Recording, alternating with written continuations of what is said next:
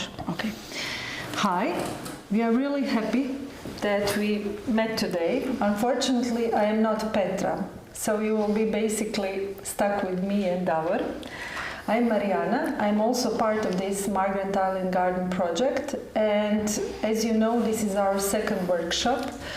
We are really super privileged to have Davor here because he is literally serial entrepreneur, but not just, he's like really super serious guy, but he really knows a lot about, I would say the only thing that really would be a good thing to take with you after this session would be to dare yourself to test your ideas, to go for it. So I hope that after we had this chat with Davor, that you will basically get courage to test your own ideas and to start your own businesses. Just leave the room and seize and basically conquer the world. So Davor is here with us. I would say that we met many years ago, and I followed you on different stages of your business trips. And now you are running your own company and working in the field of artificial intelligence. Yeah. You want to learn something more about it? Huh? Yeah, of course. You have to share with us. Yeah, so I'll give you a brief history of time. Of my 20-something year career. I'm not the youngest one. Actually, this is a talk that I gave like a year and a half ago. Before Corona. Yeah, before Corona, and TEDx Zagreb, the last, like with the real audience and everything. And the whole theme of the TEDx event was the twister, like how we live in chaotic times, and we didn't really know how chaotic will become very soon. And what does it mean for all of us, how to adjust our lives, change our careers, and things like that. So I gave a talk not about artificial intelligence, like everybody expected me to do at that point of time, but really about like the whole journey, about the whole career, and how today, basically, if you work in a technology, you're changing your fields every couple of years. For me, it was roughly every 7 years, and this is what people like to hear from time to time. It's called Japanese talk for some reason. You'll probably notice it at the beginning. So the thing is, if you think about your careers, education, and everything, everybody's the language they're using is actually language from a construction site. I don't know, did you know, it's like you go to school to have good foundations. That's like construction. And when you're working in some field, you're like trying to get the top of the pyramid, which is also a building. And the ultimate goal of the career is not to be on the top of the pyramid, but actually to have a building with your name on it.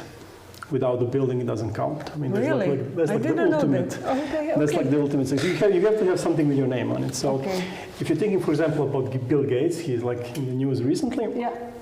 The top of his career was not building Microsoft. It's his foundation that has its own name. This is his legacy. So you have to put like your name on it. And it was an interesting thing to me to think about linguistically, because I like to think about words and how people talk about certain things.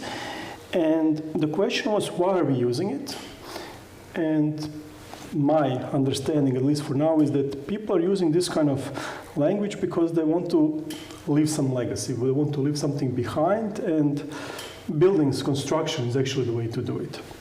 And if you look at it from the history of the time, actually the whole architecture, especially sacred architecture, like the churches, temples and everything, pyramids, there was some kind of attempt of humankind to cheat that. We want to build something that will be here forever. At the same time, if you look at the pyramids and all those temples, Greeks and everything, you'll see that they last for a long time, but they're not new. I mean, you can see that time is changing them, and they're like deteriorating slowly. So after a few thousand of years, like pyramids are like still impressive, but they're not new. I mean, they're like a bunch of stones. So that was an interesting thing that I was lucky enough to at some point in time work at university together with a professor who was a main expert on Japanese culture, and he really surprised us one day to saying that to have something that is long-lasting, it doesn't have to have good foundations, strong materials, because there's another way to do it. And we were listening, now we were interested. And he showed us an example. I'll show you right now. Can you see the screen? But actually this is an example of a temple in Japan. And this is a Japanese way to cheat time. So what do? They want to have a temple that is completely new, but forever. So what do? They have two plots. On one plot you have a temple that is in function. People go there, pray, do rituals and whatever they're doing. And 20 years on the plot next to it, they build identical copy. And they use unprotected wood. They don't use any lacquers or anything. They don't use nails. It's really like traditional, and it takes 20 years to build a copy.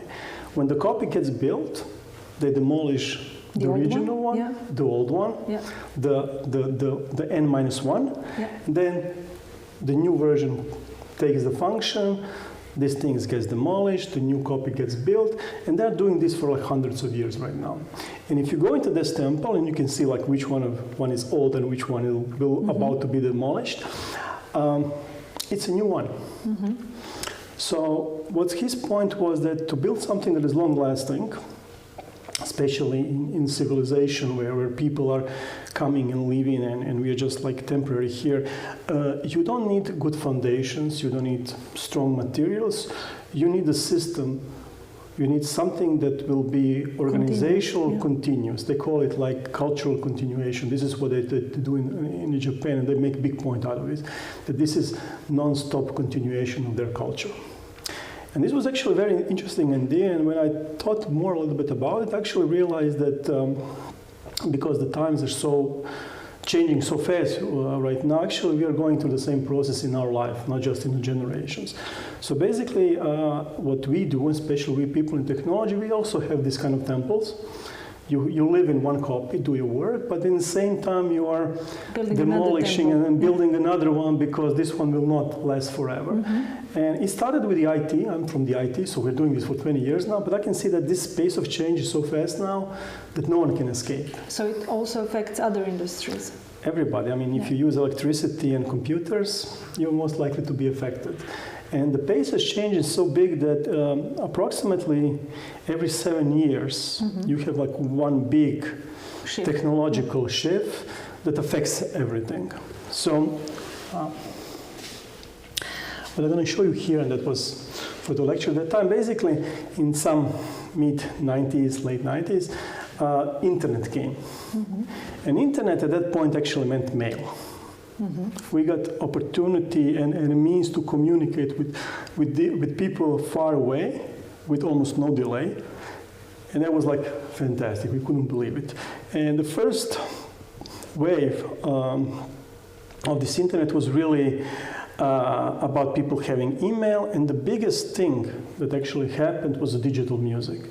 This is when people started buying computers without having interest in computers or programming or anything, just because, well, now you could finally download all the music in the world, and you can have it on your hard drive, you can listen to any time, and you can have it for like very low cost. You can have it exactly the same moment when something is published in New York, you would have it here in Zagreb, and that was something fantastic. And that was a huge shift. And every 7 years, basically, you have different things. So there was the web was the next thing. Then you have search, you have social networks, you have mobile phones. And what is happening in past couple of years, really what is taking off is artificial intelligence and a blockchain. So we have like two completely, I would say, paradigm shifting technologies for sure. And I think both have potentials to be what the internet was 20 years ago, like a huge wave. And when I'm thinking about my career, I'm always trying to figure out exactly when one wave is finishing, another one is coming, so it's a good time to demolish the old temple and build a new one and move on. So I'm going to tell a little bit story about myself, because need context. Nothing tells a story like a story. So when I was talking about digital music.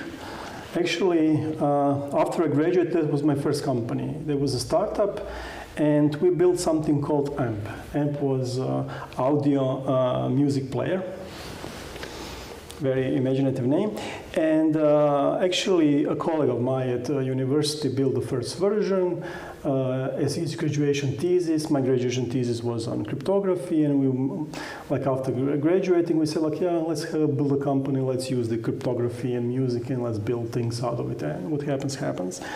And what happens that in a couple of years, we actually were like tier one supplier for this kind of MP3 technology for the whole world. So we were in a Winamp, we were in a Napster, we were in AOL, pretty much in all those other companies. And how old have you been there? I was 20-something. So you were super young and already conquered the world? Yeah, 27. Not like Alexander the Great, but yeah. There was different times. You did it with music. You didn't you didn't fight elephants. No. So basically, that was my career. And what happens is that what we realized it in those. So after the Napster got closed, so that was our biggest client at the moment. And actually, I had my office at Napster building. So most people didn't really know that I'm not working there. I mean, at least in Silicon Valley, because I rented an apartment with people that worked for the Napster. I wore Napster T-shirt. I went to Napster building to the job, and like, how can you tell? I mean, we were just subcontractors, but we were like key part of the technology, because everything that needs to be done, we had to be there and make sure that everything is working properly. And what happened to us, like, we were working 6 days a week, ridiculous hours, between 60 and 80 hours a week. On Sundays, we would take off. We would go to San Francisco, walk around the city. And what happened to us more than once is actually somebody who would approach us and it's like, yeah, guys, are you from Napsters? Because we have Napster T-shirts. Say like, I just downloaded like the most brilliant song that I could never ever find in any other way than using Napster and internet. And my life is, my day was so great. Thank you for that. And I was like, yeah, sure. We are not like saving the world. We are not curing cancer. We are not doing anything like big and things like that. But for a lot of people, we make their life a little bit better. You made a difference. Make a difference. For the good. Yeah. For the good. Yeah. It's nothing major, but like, yeah, it's good. We like it. And when Napster got closed, actually, there was a huge business opportunity to work in this field because everybody wanted to replace them. And of course, the first people they call people that used to work on the original one. Because like, who else do you call? And we got a bunch of those offers to stay in Silicon Valley, to work for a lot of money. But all those projects were like, I just don't see myself doing it because this will not make anyone day happier. There's maybe a lot of money in it, but God, these people are like, it's time to move on. Because I found it's really important to find something that is not just making money, but also making some kind of difference in the world. It doesn't have to be big. It doesn't have to be for a lot of people, but at least has to be positive. And if you don't see it, it's because time you think to move on the long run, if you just run for the money, you will get burnout. And if you have some kind of purpose, but it's not fun anyway. Because did we get burned out? Probably. Like we used to work, and I remember that for some 3 weeks, we were working over 80 hours per week, which means 13 hours on average, including Saturday and Sunday. Yeah. You can do that for 3 weeks if you're 20-something, but very soon it's like, we need to take a break. We need to take a break. This is just like way too much. But it was fun. It was meaningful. I said, like, yeah, sure. We're having fun. We can survive this. Let's. But doing those kind of hours for something that you don't believe, it's not possible. There's like no way you can do it. Because there is no intrinsic passion. You don't see the purpose. There is no purpose. Like it's time to move on. Like I said. So what happened after that, I basically went back to school to do my graduate studies, and I was quite lucky to actually find a very good professor in Zagreb that was doing like world-class theoretical computer science, and I didn't really think about studying theoretical computer science, but there was a guy here, he was brilliant, we had a lot of fun, we became friends, then he became a mentor. I was like, yeah, I like this kind of thing. And theoretical computer science, it's a fake name. It's mathematics that you call computer science to get funding for different foundations, but that has nothing to do with computers. I was good with the computers, but this thing, it had nothing to do with computers. Like the main theory was built in 1930s, and there was really no electricity running computers at that moment. So like when people say computers in 1930s, they meant people that do the calculations. Okay. They were called computers. Yeah. People, not who were the basically machines. doing the calculation, literally. Yes. The calculators. So you can imagine. But anyway, because I had, like most of the people in the field that are just trying to get fake names for the funding, I actually had some experience with the actual computers and things like that. So even if you do completely theoretical work, you find a way to apply it in a real world. So what happened is that I used one of those theories that are not really meant to be very practical in any practical meaning, and actually found a good application for it. And what happened is that was my next slide. I actually got invited to Microsoft Research in Redmond to work on it a little bit more. It ended up with a system that is making code run much faster if you have multi-core computers. We just happen to be practical at that point, like in consumer, I would say PCs, not in some supercomputers, but finally you could buy a computer with 2 cores, 4, things like that. And actually it proved very successful, the prototype I did. And actually the thing got picked up by product group, and actually it's running in most of the PCs today as like a part of the operating system.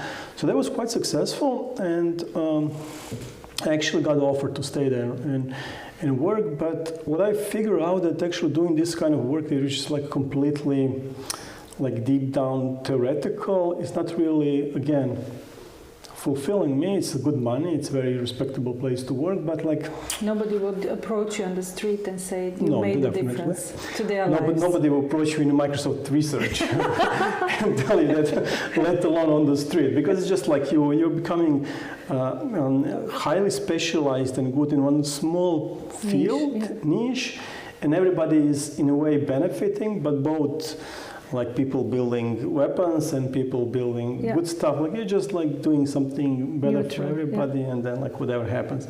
Anyway, it was fun, but actually realized this is not for me. I like more the things that are like closer to real world people, applications and things like that. So I turned home. You basically wanted people to approach you on the street.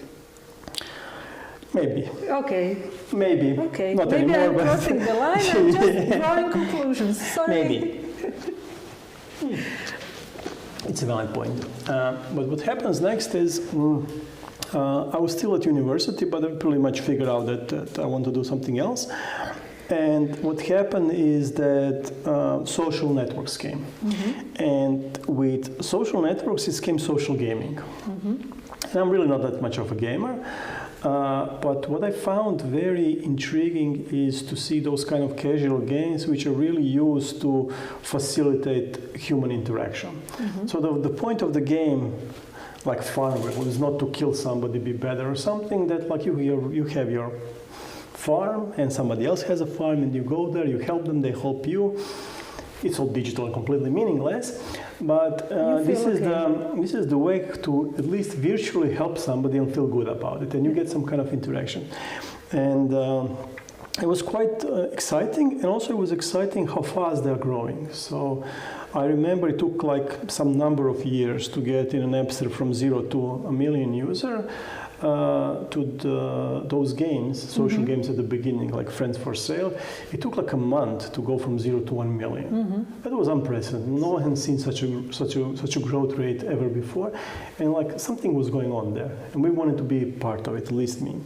So what happened next is I actually built a prototype and proposed a game to chocolate manufacturer in Croatia. Good, I love chocolate. Saying like, yeah, I have this. You have this little chocolates with the animal stickers, And we all, like when we were kids, were collecting them. And the whole point about collecting those chocolate was not to actually get what you need, but to have enough of them so you can exchange with your friends. Because this was the part, right? So you can have like parents going to different parents' houses, and then you take all your stickers and you say, oh, I have a, I don't know, horse, please give me a cow and monkey and whatever. And that was actually the whole fun of it was not buying a chocolate and getting something new, but actually exchanging them. You want to get like the full album filled out with as little chocolates as possible, not because you don't like chocolate, just because exchanging them is so much fun.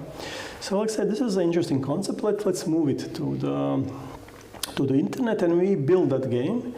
And that game proved to be the second most popular game in the Balkans. I think the first one was only Farmville. And this was in 2000s, beginning 2007-ish? Okay. Something. Yeah. A long time ago. I would have to like look it up. 7, really? 8. Because it's 2021. I'm an old man. No, you just maybe realize it was like 14 years ago, and I thought it was like a few years ago, like no, 2, no, 3. That's a history of internet again. So actually, somebody's counting too fast. 2008, as you can see here. Okay, so it's not that old. It wasn't 2007. It was 2008. 2008. Don't worry, 2008. Yeah, okay. I think the prototype was it was also 2008. But anyway, it was fun to do for a while. But of course, after 7 years, I get bored.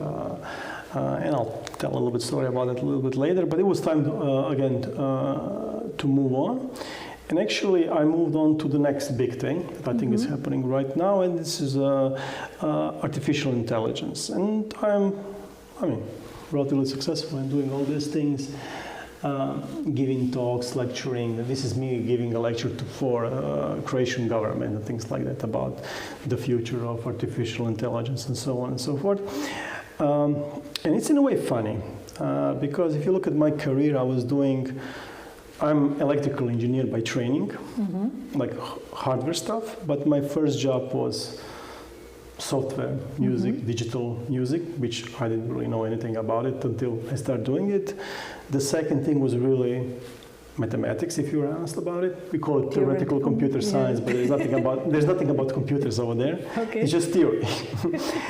And after that, I moved to social gaming and digital marketing industry. And whatever else. And then I switched to artificial intelligence, which is again something that is, I would not call it theoretical at all, just like experimental field when pretty much none of my training doesn't help at all. It's just maybe even doing it a little bit more difficult sometimes because you have to learn new stuff.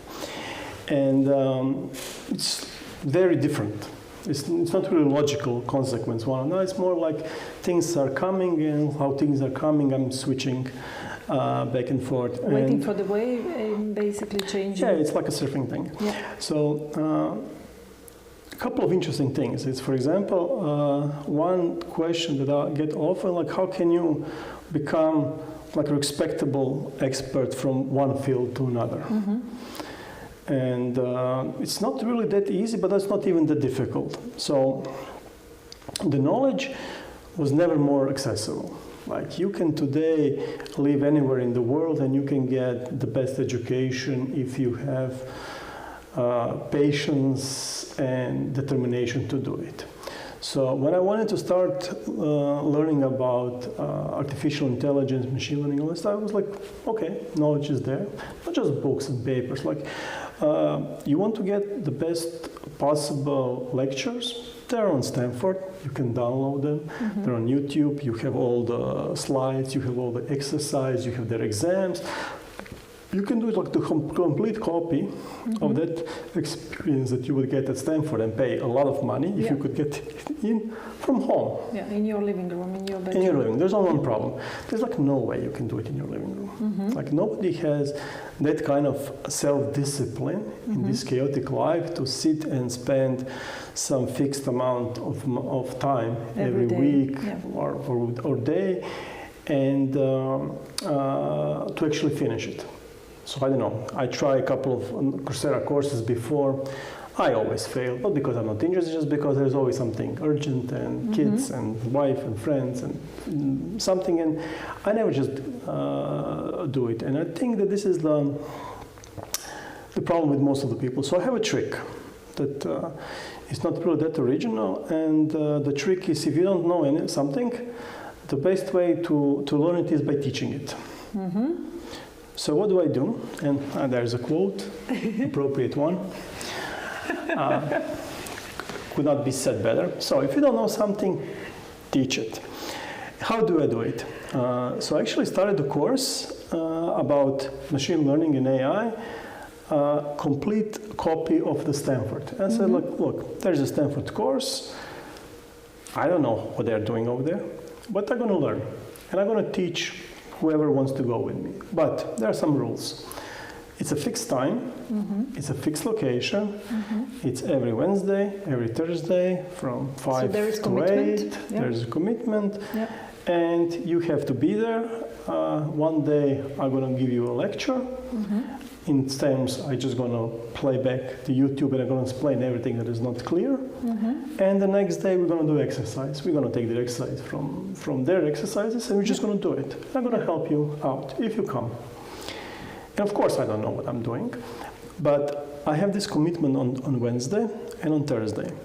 And there's this public humiliation that is waiting for me if I don't deliver. So I might not sleep night before, but on Wednesday, 5 o'clock, I'm going to know what the lecture is about, because I'm just going to do it.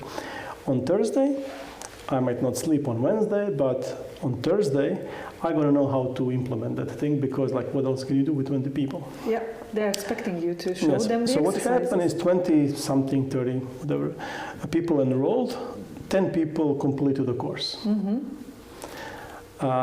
But that's not that important. The important thing is I actually completed the course, which would be completely impossible with my chaotic life. So that was like, I like, this is like not a bad thing to do. And actually this is quite a good trick, and it's very often used at university. So professors typically in graduate courses, they teach only thing that they want to learn. So in undergraduate, you have something that is like 20 years always the same. If you look at the graduate courses, they're changing every year because the professors are learning if they're interested. If not, they're just like 20 years the same thing. So I still teach some other stuff, innovations and things like that. So we had the lecture, for example, like 2 weeks ago. What I lecture about innovations, about new vaccines for COVID. Why? Because, well, I want to learn. Okay. So what do? You teach. And when you have to teach, well, you have to force yourself to do all the research and prepare yourself. And there's going to be like 40 people in a lecture, and you cannot... Not to get embarrassed, okay. And you cannot get embarrassed. Now it's even international, so it's like even worse because everybody will know how big fool you are. It's probably streamed online. So and it's recorded and it's streamed. It will stay there forever. It's going to stay there forever. My kids will laugh at me and so on. Although my kids, when I see me at YouTube, they say, no, we want to see cartoons. Like, move aside, we don't want to see that. We have enough of that.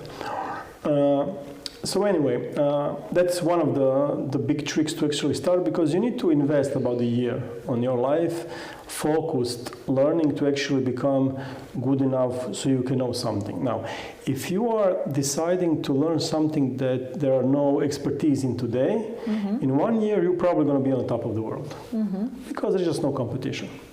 You want to learn how to build mobile applications today, good luck with that. To be on the highest level, you have to compete with the guys that are doing that for 10, 15 years. Yeah. Good luck. But if you want to learn something in artificial intelligence, well, only 2-3 years of experience, that's easy to catch up.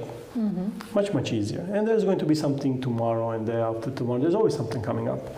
And you just have to realize, like, oh, this is here to stay. This is not just like a yearly fashion. And now I want to invest my year in studying it. But what I figured out actually that beginning is not so difficult. The difficult thing after you actually do it is to get the first commercial project. To get the client. To get the first client or Who's going to whatever, pay like it? some kind of paid, not paid, whatever. But you need to get some kind of traction. So my experience so far was that the first project you typically do for free or almost like no money. I mean, it cannot possibly be profitable. So the thing with in 2001. We were basically supplier to actually three largest, but two most important in my opinion, music platforms in the world, Winamp and Napster. Why? Because the original AMP was open source software that was freely available for non-commercial users, but if you want a commercial, you have to talk to us and we'll give you less buggy version and so on, and then you develop a relationship. But the first thing was like, yeah, just download from internet. If it's working for you, then we're going to talk about business. And actually those kids, these were kids, like I'm talking about 19 and 20-year-old kids, actually just downloaded the first thing that found that was working. And then they built a huge business out of it. So the Winamp was sold for a lot of money, and Napster at that time was had an investment which would make it a unicorn today. But it went out of the business, but that's another story. The similar thing was, for example, for artificial intelligence. So if you don't understand this, that's okay.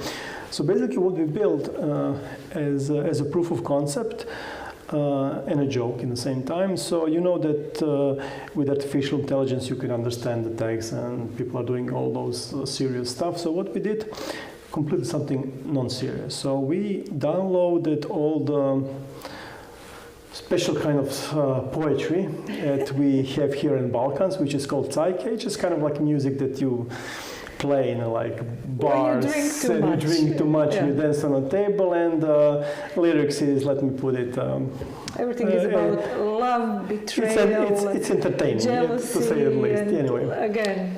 So what we built, we actually built Kafana bot, because this is Kafana music. The place where you basically listen to that music, which is basically generating those kind of lyrics. Yeah. And they're not high quality, because the original is not high quality either, but they're not high quality.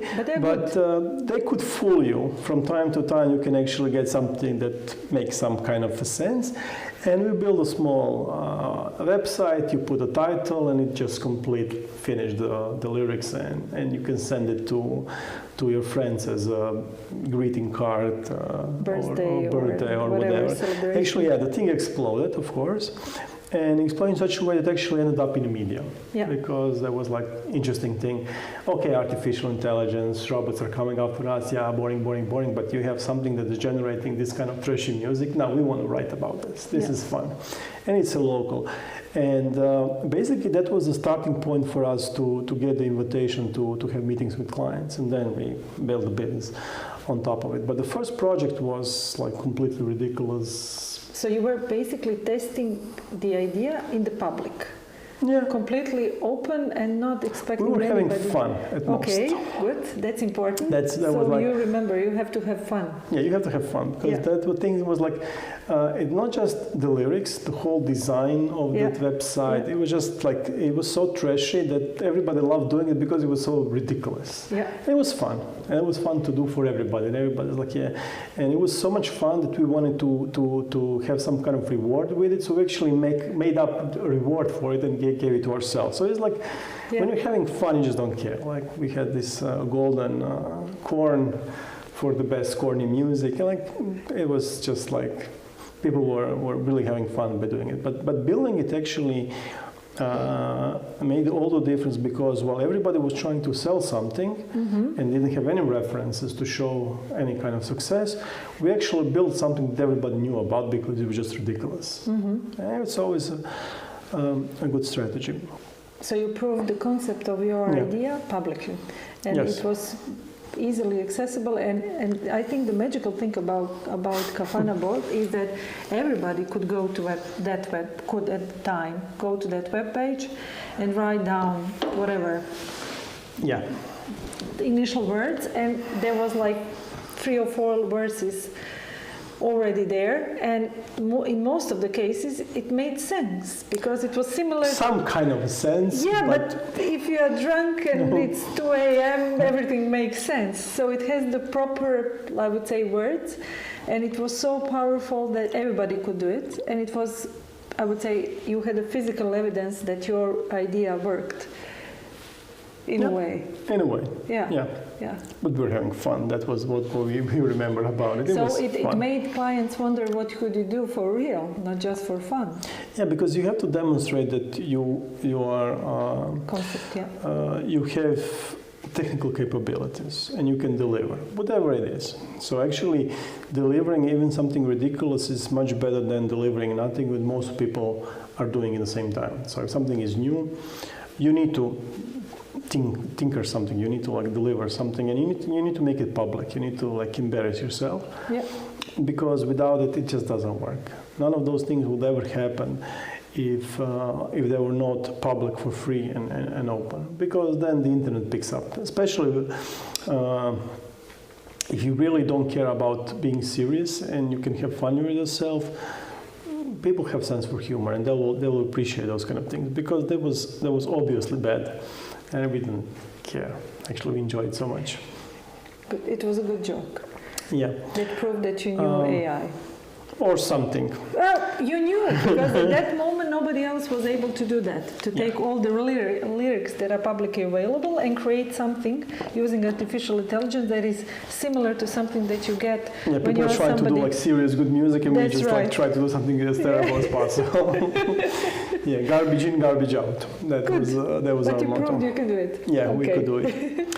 But that's not the hardest thing. The hard thing is really not beginning and building stuff at the beginning. Actually, this is always like interesting and fun and so on. What is difficult is actually figure out when to leave.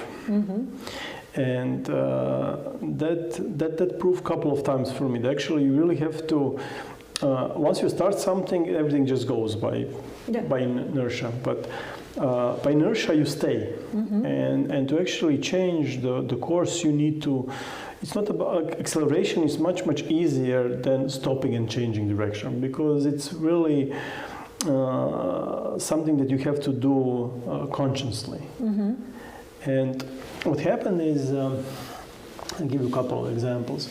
So, for example, this is what I'm saying, like I'm the bald guy holding the flag. Not really. You would never guess, but that was like 20-something years ago.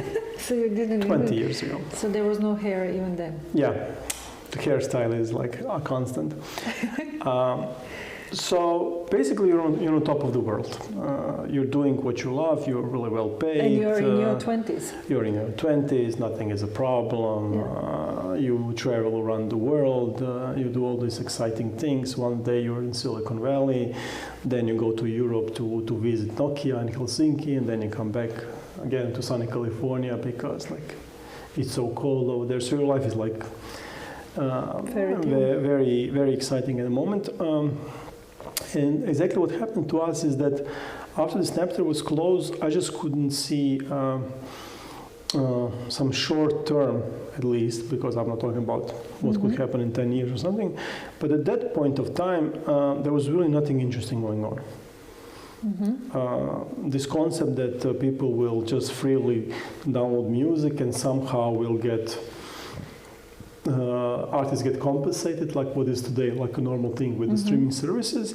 Actually, we try to build something like streaming services, but for legal reasons they're not allowed to, and everything closed. So I just could not see myself participating in those kind of like half-hearted efforts that I was sure they're going to fail, because like selling music for $1 after everybody tasted the streaming part of it. Nobody had a problem with paying $10, $15 per month for downloading whatever they can, but they had a problem by buying one by one. That model was gone, and that was the only thing that you could possibly do at that moment of time because of the legal reasons. And he was sure that it's going to stay like that for some time. And that was a completely surprising decision, but I actually sold my share of the company. So like, guys, I need to do something else. I just don't see myself here.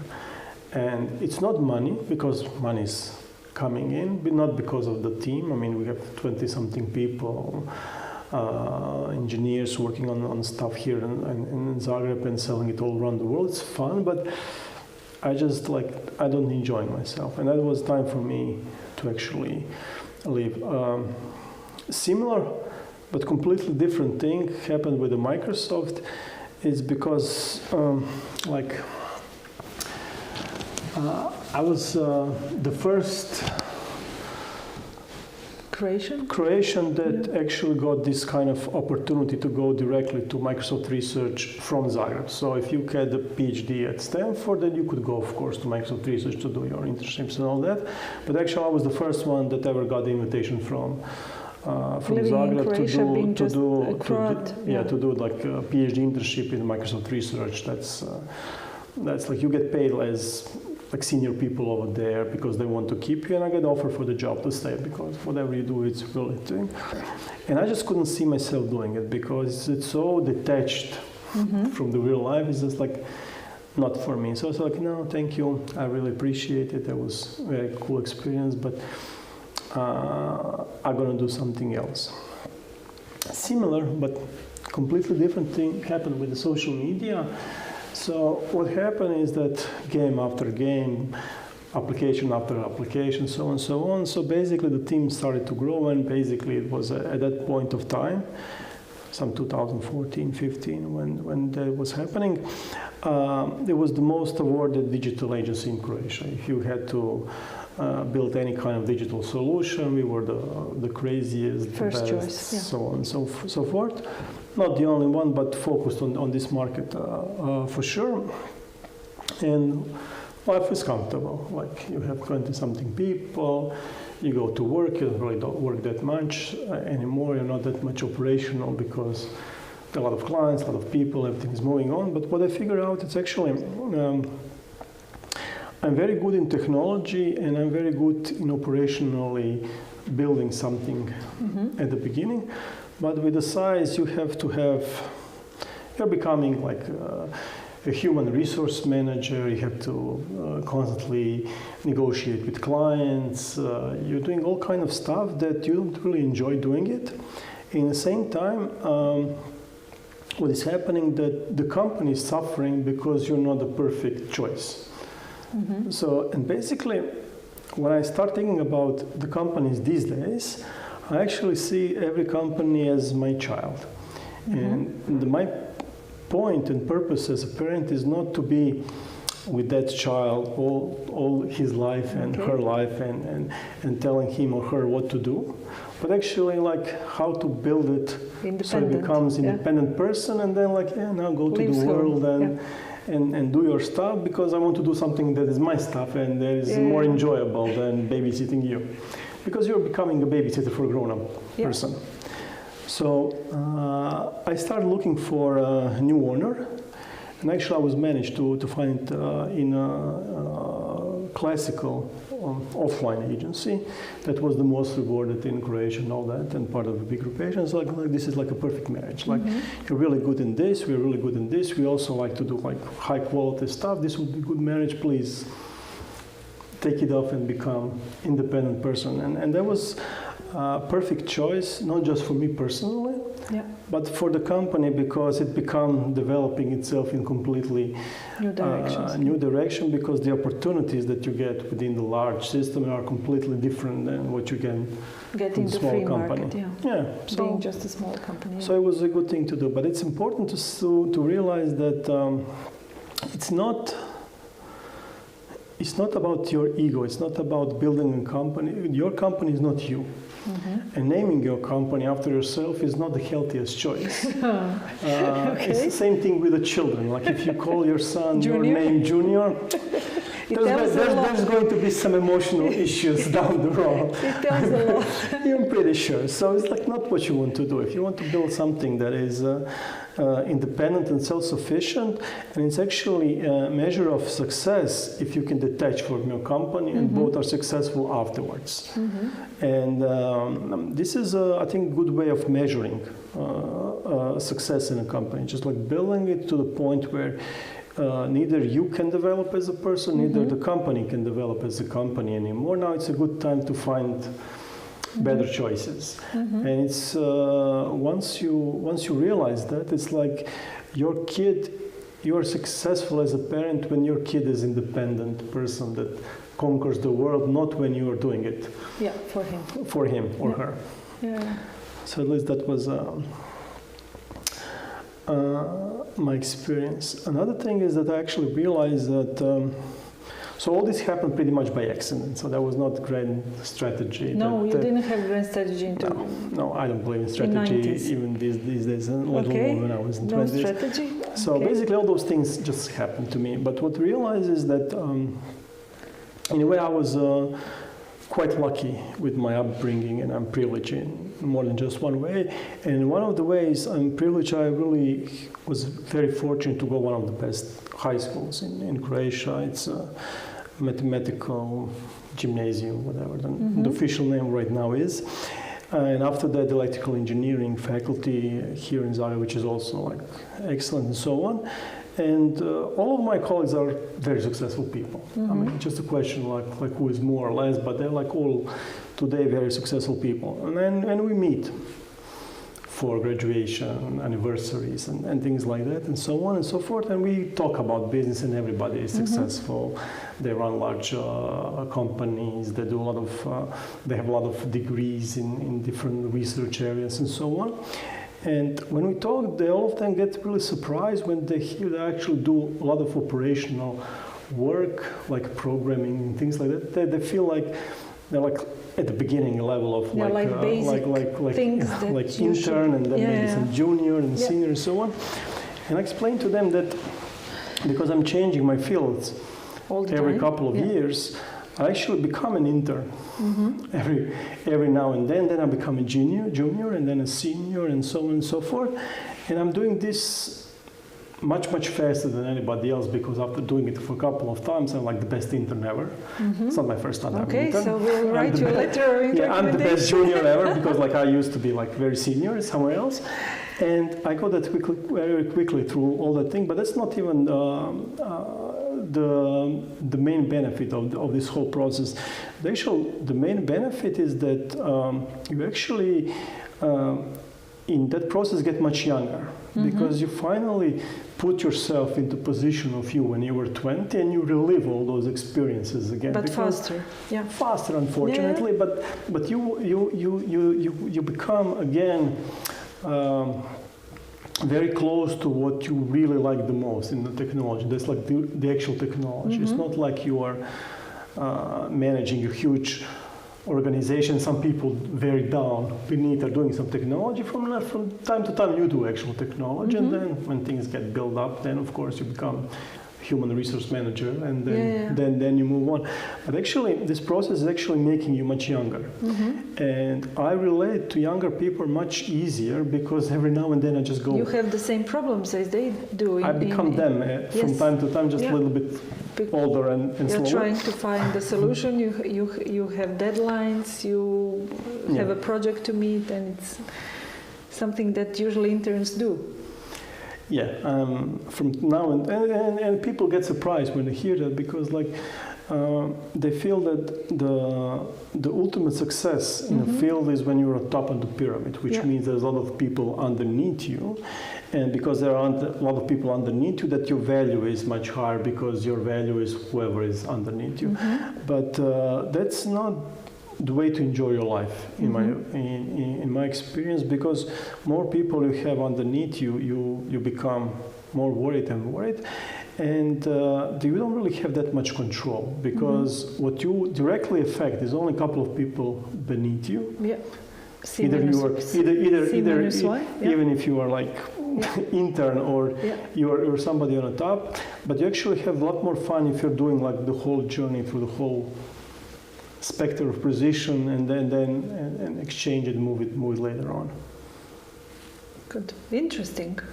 Or so not. Basically, you find a way to stay forever young, because you are constantly reinventing yourself. We'll see that.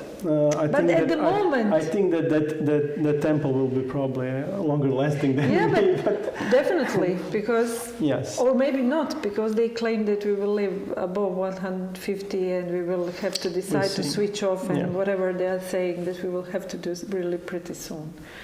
So in a way, but you are basically rebuilding yourself as the new temple.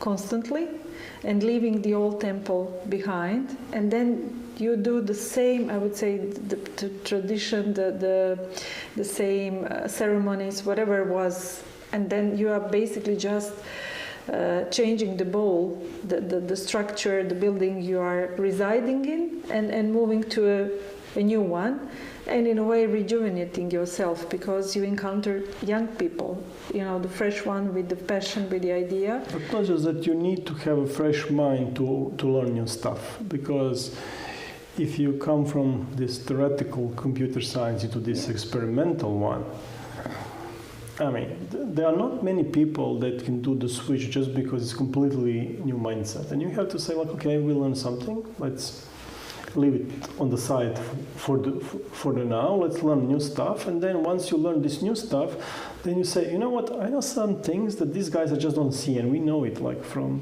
theoretical. And then you can combine two and you can get much better results. And you need to have, if you want to do real progress, you need some kind of competitive advantage. You need some angle that other people don't see, and usually comes from fresh mind, from fresh mind, but also from unrelated experiences.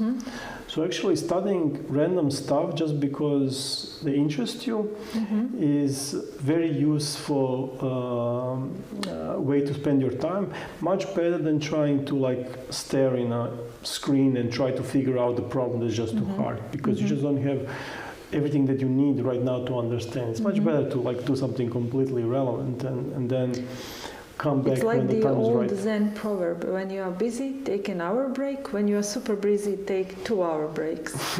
Because basically you are taking yourself out of the situation and getting reframing the perspective. So when you return, you basically lose all of your emotions, the one that you are. Basically, they were controlling you and not you, the situation, and it basically gets you into a situation that you go swiftly through the situation that you couldn't resolve before you took the break. So exactly. So you help yourself by taking a break. And I think that I would like to ask you, and I think people would like to hear, is about when you test the idea, how long do you test it? And when do you leave the idea? Because this is something, we have an idea, we want to pursue it, we want to start some kind of entrepreneurial journey, which, as you say, you did the Kafana boat and you realized there is a market for artificial intelligence, people are willing to pay for that. And I'm going to file application for that kind of technology with our clients. How long do you test your ideas, and how do you leave your idea? How fast do you abandon your idea and go for another one? So it's I'm chronically frustrated, and then from time to time I get like really excited.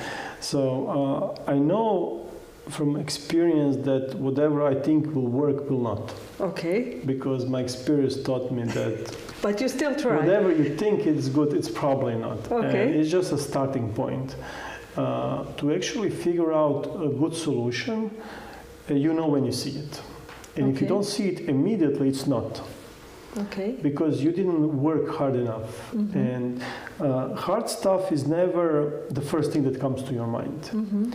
So what I do is, like, I have an idea. I'm pretty sure it will not work out the way I think it will, because they never do, for whatever reason. But I know that if I do this, I'm going to figure out that, and then I'm going to figure out this, and then that, and after 7 or 8 of those steps, they're going to say, like, I now understand the problem, now I know what the solution is. So a similar thing is happening, for example, after all those lectures, I didn't know what I want to do, but I want to do something. And then whatever the opportunity comes, I say, okay, let's implement some model for banks, let's do something for insurance, let's do something for the healthcare, and so on and so forth.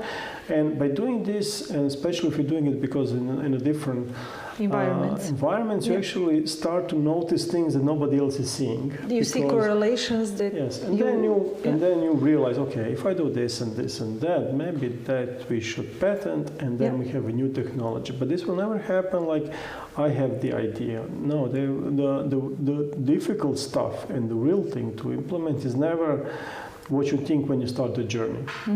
So there's some statistics I think they did at the Harvard Business School. Like half of the companies, roughly half, that alumni started after Harvard Business School failed, pretty much doing what they intended to do, and half of them were actually successful doing something they didn't know they're going to do when they started. At the beginning. So it's really about figuring out opportunities. Like when we start doing the digital music business, the initial days, like, we will be one of those guys that eventually I left the whole industry for it. It's like, let's sell the music, like one little by little, it's much better than buying CD. But once you understand how this, how people think about the music, how much it means to them, how much better is in structural alternative way, and so like you would be crazy not to do it alternative way. So we actually killed one of our projects that was direct competition to Napster, because that was just a better thing to do, and then we were working for them. We were quite well paid, but it was actually not having that ego to compete, but to help them was much better choice, and actually it's not. It was also financially much better. But even without that, if you measure your life with what kind of impact you did in your life, that was the best impact that you could possibly have, because you really made millions and millions of people a little bit happier for a year. But that's not a lot. much, but it multiplies. It's something. It multiplies. But it's not really about the quantity. I think if you can make somebody happy, it's always a good investment in time. If you can do more than one, it's even better. But that should be a benchmark, really, because how much impact can you do? And that impact is not necessarily financial, monetary, although you do get compensated, and it's nothing wrong with this, because kids need new stuff. Of course, and we like new stuff, and we want to travel and eat and drink, and all those things. So you need some money, but there's nothing wrong about it. But it's not the only measure. And if you're doing things only for money, in my experience, you're just bad at it, most likely. At least I am. But we are approaching the end of our hour, and maybe just a final thought or recommendation or advice, if you dare to give advice to somebody. Most of our listeners are maybe not even aware that they would like to be entrepreneurs. Some of them already realize they would try to pursue their idea. Some of them are already pursuing their idea. What would be your recommendation or advice, or maybe thought you would like to share with them? You did it a number of times. You told us like 5 or 6 times. You reinvented yourself and rebuilt it and tested your idea and find new market. And what would be like something that you would like to share with them? Okay, so again, I think I was very privileged in the sense that after graduating, I could just say like, okay, I can now waste a year or two, and if nothing works out, nothing will actually happen. And if you have a family and you don't have any savings, yes, sure, I mean, maybe this is something that you will have to take serious consideration until you commit to something. If you have nothing to lose, and nothing is like a little bit of your time, then I would just say like, do whatever is the first thing in your mind. It doesn't matter what it is, because it will eventually become something else if you're open to learn in the process, and just do it. If you are really have to be careful about your time, because you have other things, family, and you need to bring some food on the table, then choose your timing more carefully. But don't wait for the perfect opportunity. Wait for the reasonable opportunity and just try it for limited period of time. But say like, okay, now I can try something for 3 or 6 months. If I don't do this after 6 months, I'm just going to drop it and do something else.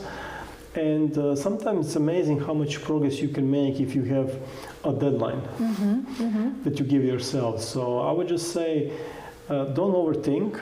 don't wait for the best idea, because it's not going to be best anyway. And whatever you think it's perfect, it's probably not, because it's not. It never is. It's really about trying something out and then say like, okay, this is not really working. Let's do something else. But you need to do it quickly, and you need to be efficient in doing it. If you don't have time to waste, you need to say, okay, how can I do the best I can in a limited amount of time and just go with it. Yeah. Let's launch something. It's not perfect lyrics. But you can live with it. But you can live with it. That piece of software that we published, the AMP, it was known for the crispy sound. Okay. That was actually a bug. We fixed it later. It was less crispy after we fixed it. But it was authentic. It was authentic. Sound. So like, yeah, it was a mess, but like nobody cares. It was still much better than anything available. Yeah. Because there was nothing available. Yeah. It was the only one. And if you're competing against non-consumption, it's probably the easiest way to get some kind of traction. You always try to find something that is really not that much competition or not competition at all. Like You they don't call try it to the be. blue ocean. You don't want There to are be the many best. sharks You don't there. want to be better Google or Microsoft. They are quite good in being Google and Microsoft. But there's so many opportunities that you just need to do something else. Yeah, good, great. Do you have any questions for me? No, I'm fine. No. No, not really. Not nothing I can think of. No, I think for a minute. So, I'm happy that we spent an hour with Davor, and I think that you got many things to think about it. And the final, I would say, advice, recommendation, or thought is definitely to go for it. And we hope that we pushed you a little bit and that you will be more inclined to try it after this session. We promise that Petra will deliver her workshop as soon as possible. And I know that she's watching, so get well soon. Petra, bye. And also we ask you to spread the word and invite your friends and colleagues to join us on following workshops that will go on Tuesdays to come. So thank you very much. Thank you, Davor. Do you have a question? No, still. Maybe next time I'll read it out. So thank you very much and see you on next Tuesday. Bye. Bye.